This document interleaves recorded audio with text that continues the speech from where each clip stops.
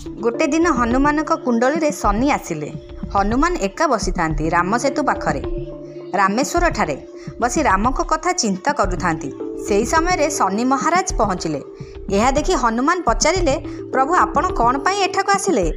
उत्तर रे शनि महाराज कहले, मु आपणक सह 7.5 वर्ष रहिबा पई आसीची। यह सुनी हनुमान कहले, आसंतु प्रभु, मु एठारे बसी बसी एका अनुभव करुथली, आपणक संगे समय बिताइबी। शनि महाराज कहले, आपणकर कौनसी अंगरे रहिबी?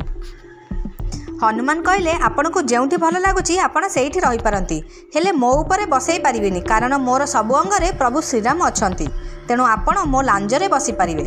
शनि दशा अनुसार शनि महाराज हनुमानक लांजरे बसिले। हनुमान कहले, मु मोर नित्यकर्म करिबी।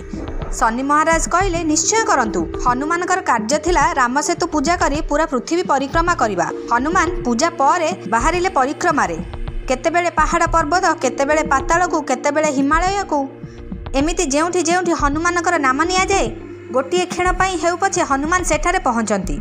एतिकी कि केउठी तापमात्रा 40 डिग्री रे पहुँची तो केउठी तापमात्रा -40 डिग्री रे पहुँची पारती। प्राय 7.5 घंटा परिक्रमा पर शनि महाराज थकी जाई कहले कि, प्रभु आपणक सह एतिकी समय रहीकि एते कष्ट, जदि 7.5 वर्ष रहिबी ओलटा शनिक उपरे शनि दशा पड़िबो।